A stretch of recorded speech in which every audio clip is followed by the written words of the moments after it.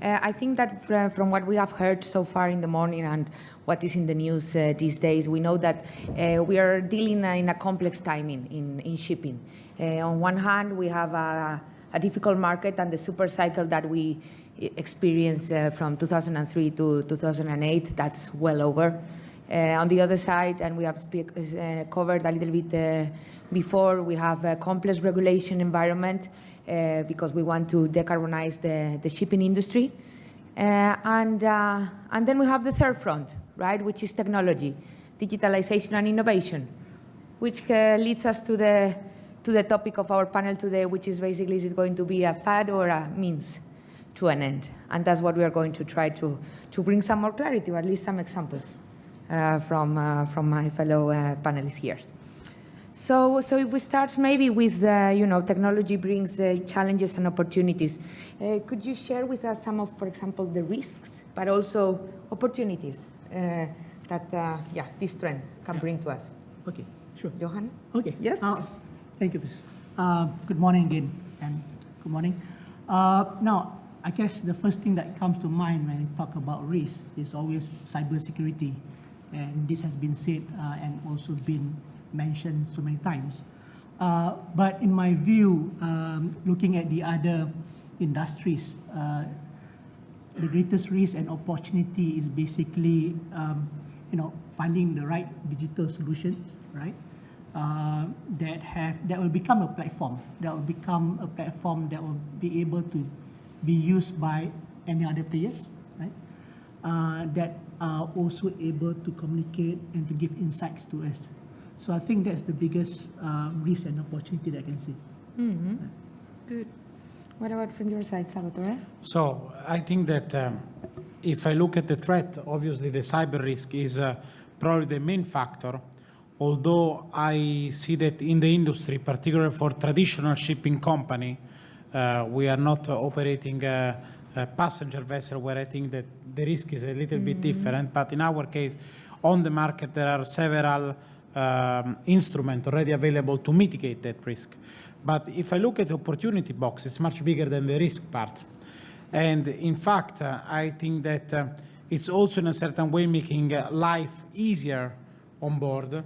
It can help ship owner to, let's say, not reduce costs, but have a better spending of their money.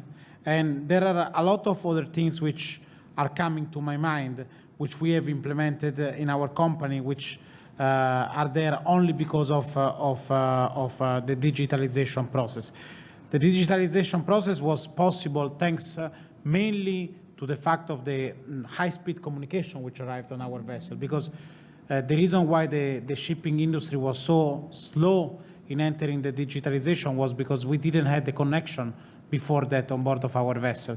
But today, I mean, for example, if I look at the consumption of our vessels, we have today the opportunity on a minute level to understand which is the consumption of every single generator on board of our vessel. So basically, we arrive to the point where we can benchmark the entire fleet and we can immediately pick up where there are, let's say, the hotspot.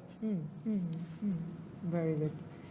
Constantinos, you have some experience in cybersecurity, Yes, so maybe also you can comment sure, upon but it. I'm very glad that my fellow panelist Salvatore mentioned the high-speed communication on board vessels, because we have seen an uptake on this, and we've seen more and more vessels installing very fast speeds, which enables the digitalization. The shipping industry, the maritime industry is catching up on digitalizing things.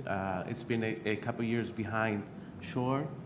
Obviously, cybersecurity is a risk, but it's a risk I think, in every industry. I mean, when we leave our house, we lock the door, but we don't know if there will be, a theft or something. So we do what's possible to take our precautions as an industry.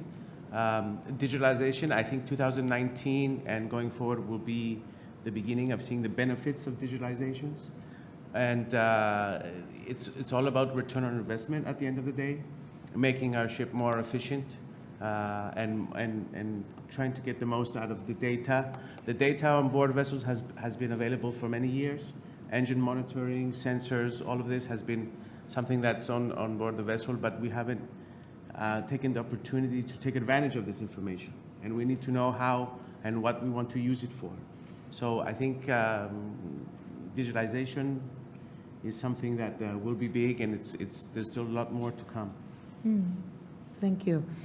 You mentioned return on investment. You as a finance person, Yeah. how do you see it? How do you pitch this issue? I guess, Maybe. yeah, I guess in any investments, whether it's capital assets or solution, we always have to look at the return. And I guess the challenge here is that, unlike in the past, when you talk about digital technology, the solution was there and you need to tweak it, call it SAP, call it IMOS, or call it NS5 or MOS, right? But in the current state, digitalization, I think there's a lot more opportunity in the sense that there will be a lot more engagement, which leads me to your question. When it comes to investment, in the end, you need to know not only how much, but how fast can you get the return, right? And in the state today, because most of us as ship owners are recovering, so the discipline is to be there in terms of the money. But having said that, as AET, we have adopted technologies, we have embraced technologies, whether in the systems or even in the ships itself. When you talk about LNG, yeah, we have invested in some ships. So if I'm asked in terms of returns, when it comes to investment, people always say, is the ROE 12%, 14%, or 15%? Here, to me, my guess is more of the speed of Exactly. when you get the return. So if I use a shipping analogy, it's a question of, do I get the return in one dry docking cycle or two dry docking cycle? Yeah. Okay, very good. Thank you. Any other comments? So, if I look at it only on an economical perspective, I think we are in a very early stage to ascertain the real ROE. But if we look at in a broader view, in the shipping view, which is, we work in an industry where safety is always at risk, and we work in an industry where we work with risk matrix and we need to reduce risk. I think that at the end of the day, digitalization is a very good way actually to reduce the risk. Thanks to digitalization, we were able to bring on board of our vessel continuous base maintenance, for example, which is a good example where by analyzing the vibration of certain equipment, we do a lot of things, but one of them is vibration monitoring, which cannot be done by the crew themselves. The sensors are on board. In the engine room, they have a very nice screen to look at them, but at the end of the day, they are, let's say, not trained, not skilled to look at those numbers, while in the office, it's much easier to look at those numbers. And definitely, if you look at the vibration, for example, of a turbocharger, and you can pick up in advance when there is a problem, you would definitely mitigate a lot your risk. So at the end of the day, it goes down to your reputation, and reputation in shipping comes before everything. So I do think that it is a very good way to invest in your company. Definitely. Very good. I mentioned return on investment as something which a lot of ship owners and ship managers are looking into, which we see with digitalization how to follow this trend. It's about the speed. I agree that it's when will I get my investment back? How will I make more out of digitalizing my vessel? But it's also about, there's a risk about being left behind. More and more people, charterers, are looking for efficient vessels, environmentally safe vessels. So it's also about being left behind the industry and coming to a point where people are not going to charter your vessel because it doesn't have the correct communication, or crew welfare, or advanced weather routing, where we can see, going this at this speed or this knots will save an amount of fuel. So it's about following the trend, embracing it, and being part of digitalization, the way shipping industry works. You mentioned about the feeling of being left behind, and one of the risks that I myself have heard when talking about digitalization with the industries as well, the human element, and there's that risk, and that there's this feeling that the fear of being left behind. Human element is really important for us. How do you approach that in your respective companies in order to take care of them and maybe retrain and make them qualified with the correct reskilling? How do you approach that? Yeah. Yes, human element is one of the important aspects. And the good news is this: whether we like it or not, data is there, right? You just need to go to YouTube or to Netflix or whatnot. You search, and then you have something about how it impacts people, right? I think the duty as a company is to ensure that we are giving the right exposure, right? The right training or retraining, right? And ensuring that over time, right, our people will have the right mindset in terms of using and adapting to the new technology. But I guess what is interesting is at least the industry is moving in the right direction, right? Where with that we can also attract the younger generation. Correct. Yeah. Very important. Salvatore, what about D'Amico? So I think that human element is the crucial aspect of the digitalization story, and the crucial aspect because human element can mean, in the best of the case, the success when we talk about ROI, but in the worst case scenario, it can mean an incident. That said, I am, also because I'm quite young, I'm quite positive about the issues that the crew on board is facing about digitalization. And this is because we have a lot of young officers which have been growing with smartphone and so on, so they are more user-friendly in using new technology. There are a lot of good takes about let's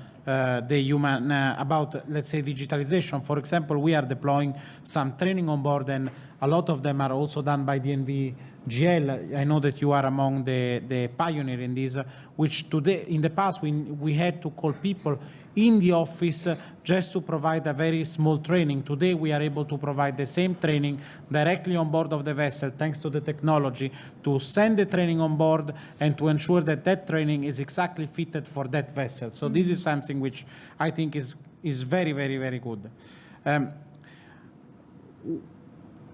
Sometimes I try to put it also in a different way.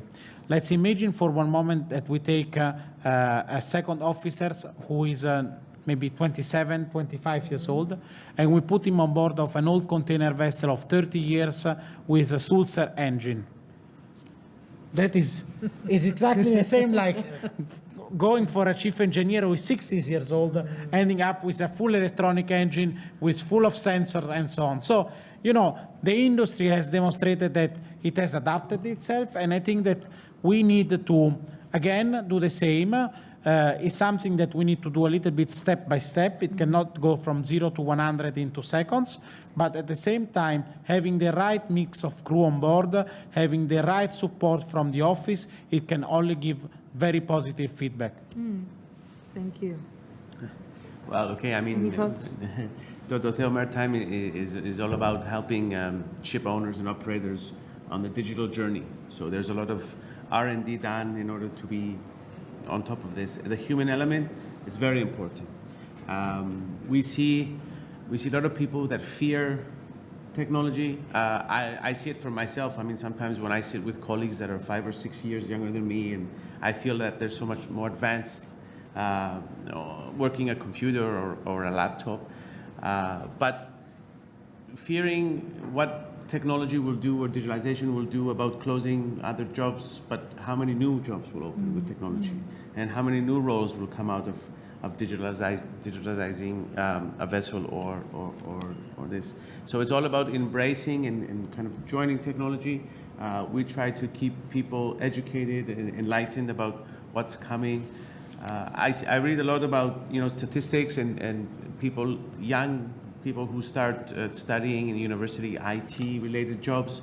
By the time they finish, what they began is old technology, and we have double the speeds, half the price every 18 months. So it's hard to keep up, and we understand that the human element and the fear of this, but it's something that you need to embrace and join and keep up to date with. And we try to educate people, and always we see the light at the end of the tunnel that this part of the job is now obsolete, but there's another 5 things you can do with the new data and the new technologies on board and the new kind of computers and stuff. So it's very important to keep people always up to date and make them feel confident that they're part of technology and embrace it and join it.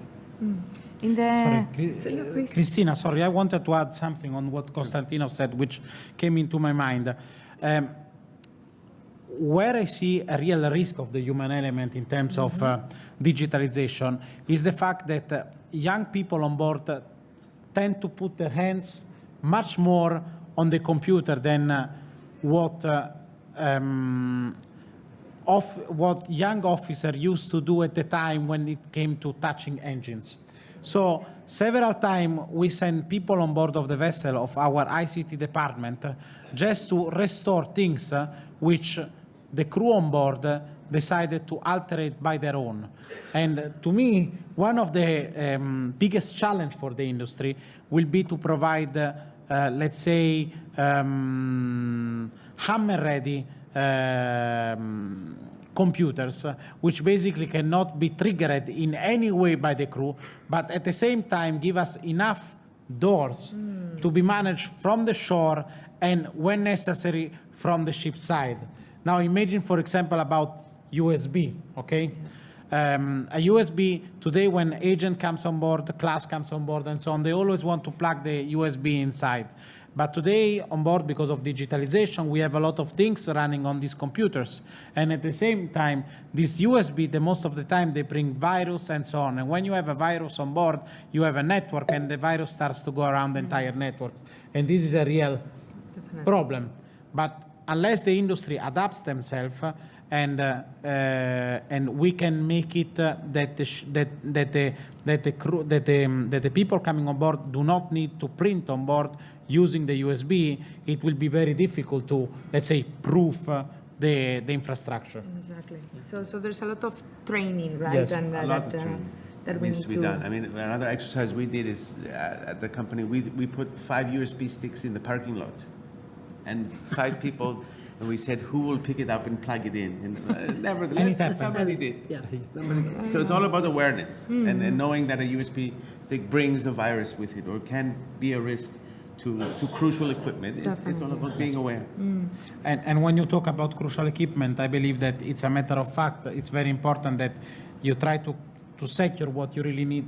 Yes. For example, we keep all what is navigational computer pretty much separate from all the rest. Yes, definitely. That's good. Constantinos, you have also been involved in satellite communications in other industries. How do you see maybe and we compare the shipping with aerospace or others? I think the more of a challenge with the shipping industry is that you have a mobile, something that's moving, something that's changing countries and changing direction in comparison to other industries where you have land or governmental and you know that they're always in the same location and you set something up and it works, but the vessel is moving from one satellite to another. So it's a bit more challenging to get let's say the speeds or the required, but at the end of the day, it's all about the satellite link and it's quite similar. Good. So, I mean, I think each company, depending on our position, we are embarked in our own digital journey. Can you share a little bit about your company's digital journey, how you are, some learnings and so forth? We have started with the simple things first. things that makes life easy for the crew, right? Things that helps in terms of communication between the shore and the sea stuff. Now, the next stage is always, how do you link those data, right? How do you give insights to those data, right? Now we are working on it. We are working with our partners or even some of the universities here. But this is a journey, and I think the good news is that, as I say, there are enough experience in the market, right? So I expect that once we can find the solution that works, then it's something that can be adopted quite quickly. No, please. Are people excited in IT about it? Yes, yeah, definitely. I mean, the assignment is there to say there's that people are not fearful or do not have concern. I think this is something that everybody has a fear. I mean, for me personally, changing from or allowing my son to change from iPhone to a Samsung is a fear, right? Okay. Here, you're trying to put something new on the ship, or even the ship and the shore. So this is something that we should not take lightly. Thank you, Salvatore. Whatever. We have today. We started basically looking into digitalization mainly for the consumption. After that, we went into digitalization. We started to look into the maintenance, so condition-based maintenance and so on. We had already everything installed on board, but we understood that the crew was not so good in managing the system, so we wanted to bring it to shore. But today we went to a completely different level. We are building our shore command center, from where we are not absolutely planning to take over the control of the vessel. It's actually something completely different. We are planning to give full support to the vessel. The very interesting thing is that we are bringing ashore all the alarms, all the sensors and everything which is on board, including the part of the cargo, which means that when a vessel is conducting cargo operation, we are bringing even the alarms of the cargo operation ashore, but also the one on the navigational part and on the engine side. Obviously, with a lot of challenges, because, for example, when it is through navigation, we want to have the possibility to receive the data, but we wanted to be sure that the data could not be fed in. So, for example, for navigation, we use the voyage data recorder, which, as you know, is a good instrument to record everything, but for sure, voyage data recorder is not giving any input to the instrument on board.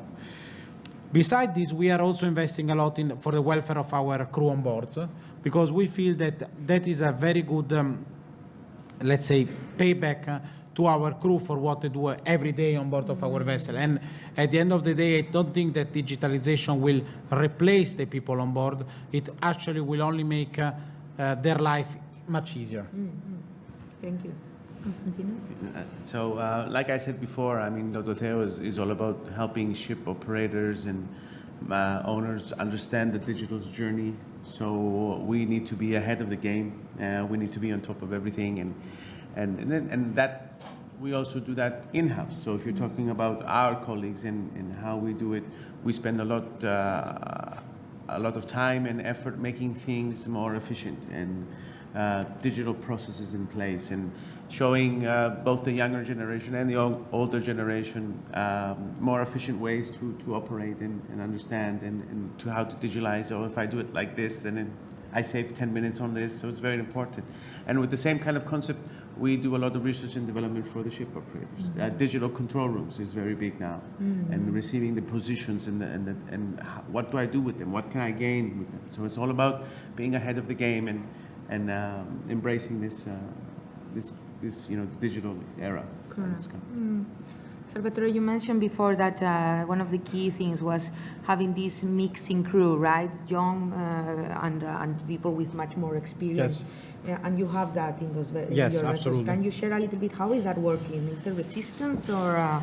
There is no resistance. Obviously, the older the crew gets, the more they, let's say, they take the system as it is and they say, okay, tell me just how it works and I'm more than happy.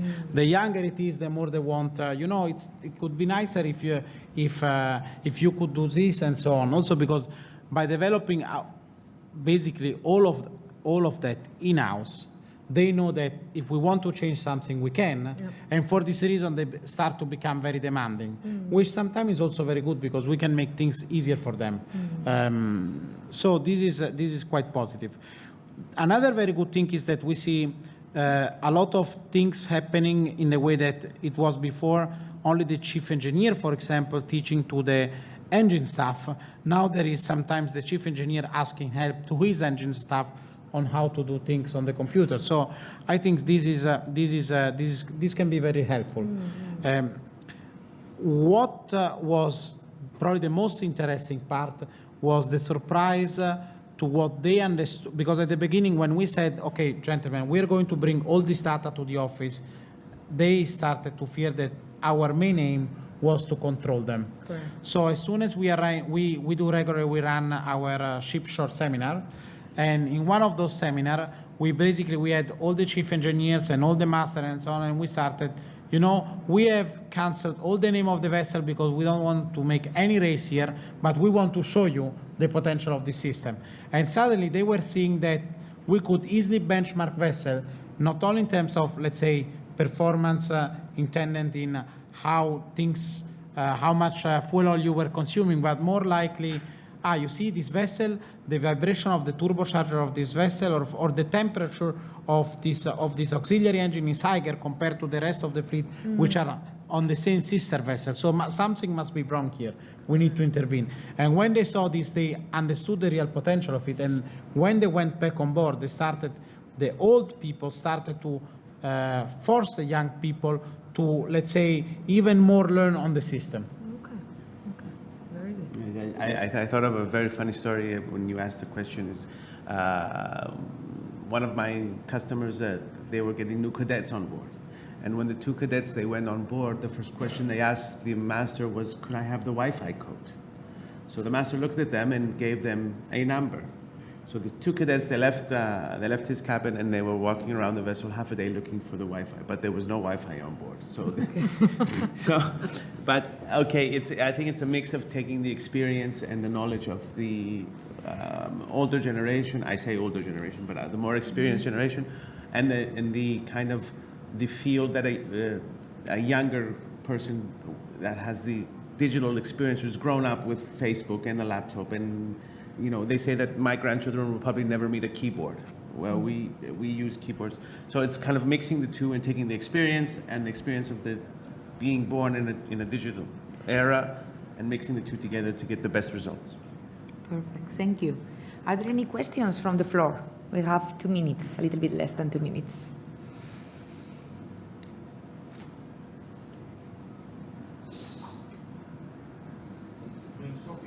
Yeah, no, it's so definitely maybe we can do a quick round just saying, is it, it will be digitalization, will it help us or harm us? Okay, maybe I start first? Yes, please. Yeah. So, our thoughts or my thought is that it will help us.